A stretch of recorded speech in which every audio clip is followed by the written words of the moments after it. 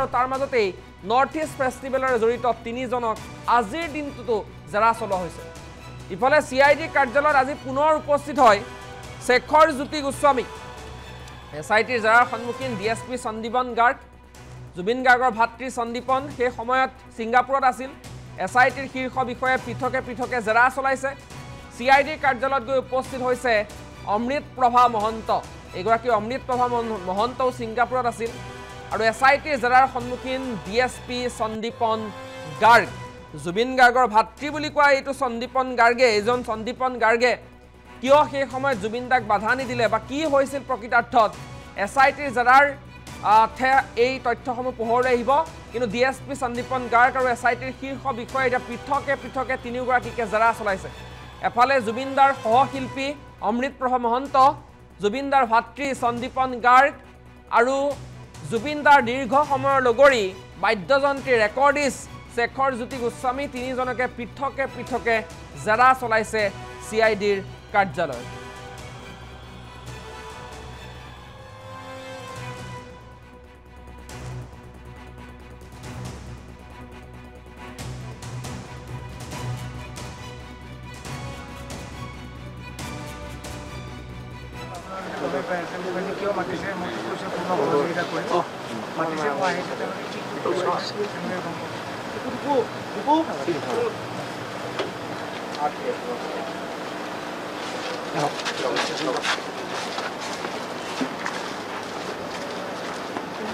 বৰ্তমান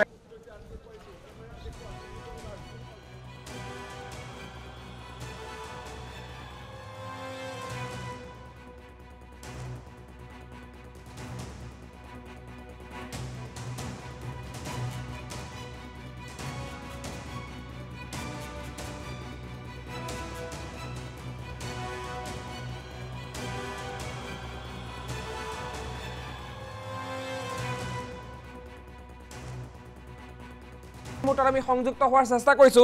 হাফিজুৰ, আপুনি যদি মোক শুনি আছে, হাফিজুৰ। হয় শ্ৰীমন্ত। আৰু ইতিমধ্যে আমি আসলে কেইবাটাও ব্ৰেকিং নিউজ আমাৰ জনতাক জনাব বিচাৰিছো যে শ্যামকানু মহন্ত, সিদ্ধাৰ্থ শৰ্মাৰ বিৰুদ্ধে BNSSৰ 103 ধাৰা নতুনকৈ সংযোজন কৰা হৈছে। এই ধাৰা সন্দৰ্ভত মই অধিক তথ্য আপোনাৰ পৰা জানিব বিচাৰিছো। তাৰ মাজতে এতিয়া কেইবাটাও নাম আমাৰ হাতত আহি পৰিছে। আপোনাৰ জৰিয়তে আমি নামকেইটা ইতিমধ্যে প্ৰকাশ কৰিছো। ছিংগাপুৰৰ অসম এছ'চিয়েশ্যনৰ কেইবাজনৰ নাম আমাৰ হাতত আহি পৰিছে। তেওঁলোকক কেনেদৰে জেৰা চলোৱা হ'ব। এফালে ছিংগাপুৰলৈ SITৰ এটা দল ৰাওনা হৈছে। ইফালে অমৃত প্ৰভা মহন্ত, শেখৰ জ্যোতি গোস্বামী আৰু সন্দীপন গাৰ্গক পৃথকে জেৰা চলোৱা হৈছে। এই সমগ্ৰ ঘটনা সন্দৰ্ভত মই একেলগে আপোনাৰ পৰা প্ৰতিটো তথ্য পুংখানুপুংখভাৱে জানিব বিচাৰিছো। হাফিজুৰ, প্ৰথম কথা হ'ল শ্ৰীমন্ত, এটা বিগ আপডেট আজিৰ দিনটোৰ এইটোৱে যে জুবিন গাৰ্গৰ ছিংগাপুৰত যি ৰহস্যজনক মৃত্যু হৈছিল, সেই মৃত্যুৰ ইতিমধ্যে অটপচি ৰিপৰ্টটো ছিংগাপুৰৰ যি ভাৰতীয় দূতাবাসৰ জৰিয়তে ভাৰত চৰকাৰলৈ প্ৰেৰণ কৰা হৈছে। অৰ্থাৎ অসমৰ গৃহ বিভাগে সেই প্ৰতিবেদন লাভ কৰিব আৰু প্ৰতিবেদন লাভ কৰাৰ পাছতে হয়তো আজি নিশাৰ ভাগত নহ'লে কাইলৈ ৰাতিপুৱাৰ ভাগত জুবিন গাৰ্গৰ পত্নী গৰিমা গাৰ্গে সেই অটপচি ৰিপৰ্টটো লাভ কৰিব। এতিয়া অটপচি ৰিপৰ্টটোত কি ধৰণৰ তথ্য আছে? আজি কালিৰ দিনটোত যে ছিংগাপুৰৰ এখন বাতৰি কাকতে এটা বাতৰিটো সম্প্ৰচাৰ কৰিছিল সেই অটপচি ৰিপৰ্টটোক লৈ। আচলতে ৰিপৰ্টটো প্ৰেৰণ কৰা বুলি তেওঁলোকে বাতৰি এটা সম্প্ৰচাৰ কৰিছিলে। গতিকে সেই ৰিপৰ্টটোত কিন্তু কেইটামান কথা উল্লেখ আছে যে জুবিন গাৰ্গৰ মৃত্যুৰ ৰহস্য আচলতে তেনেধৰণৰ কোনো ৰহস্য নাই বুলি উল্লেখ কৰিছিলে। সেই দিশটো এটা গুৰুত্বপূৰ্ণ। আৰু দ্বিতীয় কথাটো হৈছে যে গুৱাহাটীলৈ যেতিয়া মৃতদেহ লৈ অহা হৈছিল, জুবিন গাৰ্গৰ নশ্বৰ দেহ লৈ অহা হৈছিল, তেতিয়া অসমৰ ৰাইজে দাবী উত্থাপন কৰিছিল যে অসমতো জুবিন গাৰ্গৰ এটা পষ্টমৰ্টেম হ'ব লাগে, অৰ্থাৎ মৰণোত্তৰ হ'ব লাগে। আৰু সেই অনুসৰি জুবিন গাৰ্গৰ মৰণোত্তৰ পৰীক্ষা সম্পন্ন কৰা হৈছিল GMCHত। ইতিমধ্যে GMCHত মৰণোত্তৰ পৰীক্ষাৰ প্ৰতিবেদন অহা নাই বুলি SITৰ চিফ মুন্না প্ৰসাদ গুপ্তাই উল্লেখ কৰিছে। সমান্তৰালভাৱে জুবিন গাৰ্গৰ যি ভিচেৰা দিল্লীৰ চেণ্ট্ৰেল লেবৰেটৰীলৈকে পঠিওৱা হৈছে আৰু সেই ৰিপৰ্টটো এই মুহূৰ্তলৈকে SITৰ হাতত পৰা নাই। হয়তো 2 দিনৰ ভিতৰতে সেই ৰিপৰ্টটো আহি পৰিব বুলি ইতিমধ্যে উল্লেখ কৰিছে। আৰু আপুনি উল্লেখ কৰাৰ ধৰণে তৃতীয়টো কথা হৈছে যে গোটেই তদন্ত প্ৰক্ৰিয়াটো কেনেদৰে আগবাঢ়িছে। ইতিমধ্যে SITৰ যি দল গঠন কৰা হৈছিলে, ছিংগাপুৰৰ মেইন গোটেই গোচৰটোৰ জুবিন গাৰ্গৰ ৰহস্যজনক মৃত্যুৰ গোচৰটোৰ মূল তথ্য প্ৰমাণ লাভ কৰিব ছিংগাপুৰৰ পৰা। ছিংগাপুৰৰ সেই স্থানত জুবিন গাৰ্গ য'ত ইয়টত উঠিছিলে, ইয়টত উঠি সাগৰত ফুৰিবলৈ গৈছিলে, সেই স্থানৰ ভিজুৱেলছ হাস্পতালৰ যি ভিজুৱেলছ সমান্তৰালভাৱে তাত থকা লোকসকলক সোধা পোছা এই তথ্যসমূহ কিন্তু যথেষ্ট গুৰুত্বপূৰ্ণ গোটেই গোচৰ প্ৰক্ৰিয়াটোৰ বাবে সমান্তৰালভাৱে যিটো ভিজুৱেলছ ইতিমধ্যে আংশিকভাৱে সংবাদ মাধ্যমলৈ প্ৰেৰণ কৰা হৈছিল বা সামাজিক মাধ্যমত প্ৰচলিত হৈ আছিল জুবিন গাৰ্গৰ সেই সময়ৰ সেই ভিডিঅ'টো কিন্তু এছআইটিৰ বাবে যথেষ্ট গুৰুত্বপূৰ্ণ আৰু সেইটো এটা হৈছে সাইন্টিফিক এভিডেন্স গতিকে সেই এভিডেন্সটো এছআইটিৰ বাবে অতিকৈ গুৰুত্বপূৰ্ণ সেই এভিডেন্সটো কালেক্ট কৰিবই লাগিব বা সংগ্ৰহ কৰিবই লাগিব আৰু সেই অনুসৰি অসমৰ পৰা দুজনীয়া এটা দল গঠন কৰা হৈছিল এছএছপি সুধাকৰ সিঙৰ নেতৃত্বত দুজনকৈ শীৰ্ষ আৰক্ষী বিষয়াক ছিংগাপুৰলৈ প্ৰেৰণ কৰাৰ ইতিমধ্যে যোজা চলি আছে কিন্তু এই মুহূৰ্তলৈকে সেই দিশটো বা সেই বাটটো উন্মোচন হোৱা নাই হয়তো আৰু কিছু সময় লাগিব আজি নহলে কাইলৈৰ ভিতৰত সেই বাটটো উন্মোচন হ'ব আৰু উন্মোচন হোৱাৰ পাছতে এই যি দুগৰাকী বিষয়াৰ সৈতে যি দুগৰাকী বিষয়াক লৈ গঠন কৰা দলটো সিআইডিৰ দলটো ছিংগাপুৰলৈ যাব গৈ তাত ইহঁতত সংঘটিত হোৱা ঘটনাস্থান পৰিদৰ্শন কৰিব তাত থকা লোকসকলক সোধা পোছা কৰিব তাত যি কেইগৰাকী প্ৰবাসী অসমীয়া আছিলে সেই প্ৰবাসী অসমীয়া 8 গৰাকীক ইতিমধ্যে সমন জাৰি কৰা হৈছে 6 অক্টোবৰৰ ভিতৰত অৰ্থাৎ 10 দিনৰ ভিতৰত সিআইডি কাৰ্যালয়ত হাজিৰ হ'বলৈ গতিকে সেই ব্যক্তি কেইগৰাকী যিহেতুকে বহিৰাষ্ট্ৰৰ তেওঁলোক অসমলৈ আহিব পাৰিব নে নোৱাৰে এই ক্ষেত্ৰতো কিছু বাধ্যবাধকতা আছে অন্য এখন ৰাষ্ট্ৰৰ লগত ৰাষ্ট্ৰ হোৱাৰ বাবে গতিকে সেই দিশটোৰ ক্ষেত্ৰত হয়তো সিআইডিৰ যিটো টিম যাব তাতে তেওঁলোকক সোধা পোছা কৰিব নেকি কাৰণ আপুনি উল্লেখ কৰাৰ ধৰণে অসম এছ'চিয়েশ্যনৰ কেইবাগৰাকীও ব্যক্তি সেই ইয়তখনত আছিলে সেই মুহূৰ্তত আৰু তাত কেনেধৰণৰ অৱস্থাত কেনেধৰণৰ পৰিৱেশত তেওঁলোক আছিলে জুবিন গাৰ্গ খাটুৰি থকা মুহূৰ্তৰ সেই দৃশ্যসমূহ সামাজিক মাধ্যমত বা সংবাদ মাধ্যমত ইতিমধ্যে ভাইৰেল হৈছে গতিকে তেওঁলোক তদন্ত আওতালৈ আহিব লাগিব আৰু আমি যিটো কথা আজি বিশেষ অধিবক্তাৰ সৈতে কথা পাতিছিলো জ্যেষ্ঠ অধিবক্তাৰ সৈতে তেখেতে এটা কথা উল্লেখ কৰিছে ছিংগাপুৰৰ ডক্টৰ ছিংগাপুৰৰ যিজন চিকিৎসকে তেওঁক মৰণোত্তৰ পৰীক্ষা কৰা হৈছিল বা অটপচি গ্ৰহণ কৰা হৈছিল তেওঁৰ ভাষ্যটো গোটেই তদন্ত প্ৰক্ৰিয়াটোৰ বাবে অতিকৈ গুৰুত্বপূৰ্ণ এতিয়া কথাটো হ'ল ভাৰত চৰকাৰৰ তৰফৰ পৰা বা গৃহ মন্ত্ৰণালয়ে ছিংগাপুৰৰ সেই যি চিকিৎসকগৰাকী ছিংগাপুৰ জেনেৰেল হাস্পতালৰ সেইগৰাকী চিকিৎসকৰ ভাষ্য ভাৰ্চুৱেলি সংগ্ৰহ কৰিব নে নিজে গৈ সোধা পোছা কৰি তেওঁৰ পৰা তথ্য প্ৰমাণ লাভ কৰিব বা তেওঁ গোটেই ঘটনাটোৰ সন্দৰ্ভত সাক্ষ্য দিব নে নিদিয়ে এই কথাটো কিন্তু যথেষ্ট গুৰুত্বপূৰ্ণ আৰু এছআইটিয়ে কিন্তু সেই ব্যক্তিগৰাকীৰ সাক্ষ্য লোৱাটো বা সেই চিকিৎসকজনৰ সাক্ষ্য লোৱাটো গোটেই গোচৰটোৰ বাবে অতিকৈ গুৰুত্বপূৰ্ণ আৰু তৃতীয় কথাটো হৈছে ভিজুৱেলছটো যিটো ভিজুৱেলছ আচলতে প্ৰেৰণ কৰা হৈছিল সংবাদ মাধ্যমলৈ বা সামাজিক মাধ্যমৰ সেই ভিজুৱেলছটোৰ নেপথ্যৰ ব্যক্তিগৰাকী কোন সেই ব্যক্তিগৰাকীক চিনাক্ত কৰি সেই ব্যক্তিগৰাকীৰ সাক্ষ্য গ্ৰহণ কৰাৰ লগতে সেই ব্যক্তিগৰাকীৰ যিটো ভিজুৱেলছ মোবাইলত আবদ্ধ হৈছিল সেই গোটেই সম্পূৰ্ণ ভিজুৱেলছটো কিন্তু সিআইডিক প্ৰয়োজন হ'ব বা এছআইটিক প্ৰয়োজন হ'ব গোটেই গোচৰটোত গোটেইখিনি সম্পন্ন কৰিবৰ কাৰণে ইতিমধ্যে এছআইটিয়ে তদন্ত প্ৰক্ৰিয়া চলাই আছে তেওঁলোকৰ কেইবাটা ভাগত বিভক্ত হৈ প্ৰতিটো দিশ তদন্ত কৰি আছে ডকুমেণ্টাৰী এভিডেন্স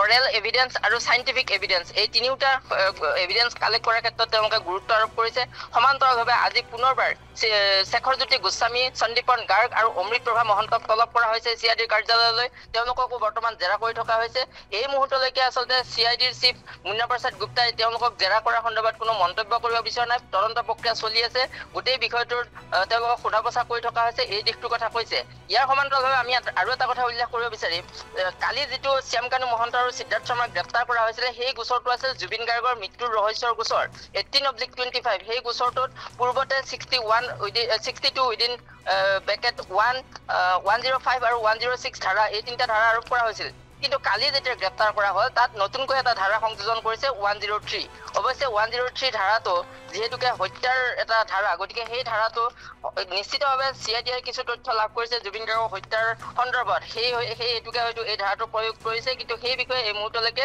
সিআইডিৰ বিষয়ববীয়াই কথাটো স্পষ্ট কৰা নাই দ্বিতীয় কথাটো হৈছে যে শ্যামকানু মহন্তৰ বিৰুদ্ধে যেতিয়া এছআইটিয়ে অভিযান চলাইছিল তেওঁৰ বাসগৃহত অভিযান চলোৱাৰ সময়ত যথেষ্ট গুৰুত্বপূৰ্ণ তথ্য লাভ কৰিছিল তেওঁ এটা বৃহৎ অৰ্থনৈতিক অপৰাধ সংঘটিত কৰাৰ তথ্য পোহৰলৈ আহিছিল বহু কেইটা তেওঁৰ ঘৰৰ পৰা ফাইল জব্দ কৰাৰ লগতে তেওঁৰ কিছু তথ্য পাতিও লাভ কৰিবৰ কাৰণে সক্ষম হৈছিল কেইবাগৰাকীও চৰকাৰী বিষয়া কৰ্মচাৰীৰ চিলমোহৰ ঘৰত উদ্ধাৰ হৈছিল বহু ফেক তথ্য উদ্ধাৰ হৈছিল কেনেদৰে তেওঁ আচলতে যি ভুৱা চিল চহীৰে চৰকাৰী ধন খৰচ কৰিছিল সেই তথ্য লাভ কৰিবৰ কাৰণে সক্ষম হৈছিল আৰু সেই ঘটনাটোৰ সন্দৰ্ভত সিআইডিৰ এগৰাকী শীৰ্ষ আৰক্ষী বিষয়া আসিফ আহমেদে এখন এজাহাৰ দাখিল কৰিছিল আৰু এজাহাৰত 19/25 গোচৰ এটা শ্যামকানুৰ বিৰুদ্ধে অৰ্থনৈতিক অপৰাধৰ গোচৰ ৰুজু হৈছিল আৰু সেই গোচৰটোত কিন্তু এতিয়ালৈকে শ্যামকানু মহন্তক গ্ৰেপ্তাৰ কৰা হোৱা নাই আৰু যিটো 18/25 অৰ্থাৎ জুবিন গাৰ্গৰ হত্যাৰ গোচৰত গোচৰ ৰুজু হৈছিল সেই গোচৰটোত কালিৰ দিনটোত গ্ৰেপ্তাৰ কৰা হৈছিল তাৰ পাছত 14 দিন জিম্মাত লোৱা হৈছিল দুয়োগৰাকীকে আৰু যদি 14 দিনৰ দিনৰ জিম্মা শেষ হোৱাৰ পাছত হয়তো এই গোচৰটোত পুনৰাই সেই দুগৰাকী শ্যাম কানু মহন্ত আৰু সিদ্ধাৰ্থ শৰ্মাক পুনৰ জিম্মাত ল'ব নোৱাৰিব। তেনেস্থলত 19/25 যিটো শ্যাম কানু মহন্তৰ বিৰুদ্ধে অন্যতম অৰ্থনৈতিক অপৰাধৰ গোচৰ আছে সেই গোচৰটোত কিন্তু পুনৰ গ্ৰেপ্তাৰ কৰিব পাৰিব শ্যাম কানু মহন্তক। অৰ্থাৎ এক কথাত ক'বলৈ গ'লে এই 18/25 গোচৰটোত 14 দিন আৰু আন দিশে 19/25 গোচৰটোত হয়তো পুনৰ 14 দিন জিম্মাত ল'ব। অৰ্থাৎ আৰক্ষীৰ জিম্মাত কটাব লাগিব শ্যাম কানু মহন্তই প্ৰায় 30 দিন, প্ৰায় এমাহ আৰক্ষীৰ জিম্মাত কটাব লাগিব। আৰু এই যি 90 দিনৰ ভিতৰত গোটেই প্ৰক্ৰিয়াটোত চাৰ্জশ্বিট দাখিল কৰিব লাগিব আৰক্ষী বা SITয়ে। গতিকে এই 30 দিনৰ ভিতৰতে হয়তো আৰক্ষীয়ে পূৰ্ণাংগ চাৰ্জশ্বিট এখন দাখিল কৰিবৰ কাৰণে তেওঁলোক সাজু হৈছে। প্ৰতিটো দিশ তন্নতন্নকৈ পৰীক্ষা কৰিছে, প্ৰতিটো দিশ তন্নতন্নকৈ তেওঁলোকে তথ্যসমূহ উদ্ধাৰৰ কাৰণে চেষ্টা চলাইছে। আৰু যিগৰাকী অমৃত প্ৰভা মহন্ত, শেখৰজ্যোতি গোস্বামী এই দুগৰাকীৰ বিৰুদ্ধেও কেইবাটাও তথ্য লাভ কৰিছে CIDয়ে। সেই সন্দৰ্ভত আজি মুখ খোলা নাই, বৰ্তমান তেওঁলোকক জেৰা কৰি থকা বুলি কৈছে। কিন্তু শেখৰজ্যোতি গোস্বামী হয়তো 2 দিনৰ ভিতৰতে তেওঁক গ্ৰেপ্তাৰ হ'ব পাৰে, এই কথাটো কিন্তু নুই কৰিব নোৱাৰি। শ্ৰীমন্ত হাফিজুৰ, এই মুহূৰ্তত আপোনাক ধন্যবাদ জ্ঞাপন কৰিছোঁ আৰু আমি একেলগে কেইবাটাও তথ্য আপোনাৰ পৰা ল'বলৈ চেষ্টা কৰিলোঁ। এই মুহূৰ্তত ধন্যবাদ জ্ঞাপন কৰিছোঁ। পৰৱৰ্তী সময়ত আপোনাৰ সৈতে আমি পোনপটীয়া সম্প্ৰচাৰত যাম। আৰু এইবাৰ আমি আমাৰ দৰ্শকসকলক পুনৰবাৰ জনাব বিচাৰিছোঁ যে এই সমগ্ৰ ঘটনাটোৰ সন্দৰ্ভত কেইবাটাও তথ্য আচলতে পোহৰলৈ আহিছে। ইটোৰ পাছত সিটোকৈ তথ্য পোহৰলৈ অহা পৰিলক্ষিত হৈছে। SITৰ জেৰাৰ সন্মুখীন ইফালে DSP সন্দীপন গাৰ্গ, ইফালে শেখৰজ্যোতি গোস্বামী, আনফালে অমৃত প্ৰভা মহন্ত, এই তিনিওকে পৃথকে জেৰা চলাই থকা হৈছে। SITৰ শীৰ্ষ বিষয়ে পৃথকে জেৰা চলাইছে তিনিওকে। আৰু CIDৰ কাৰ্যালয়ত বৰ্তমান জেৰাৰ সন্মুখীন হৈছে অমৃত প্ৰভা মহন্ত।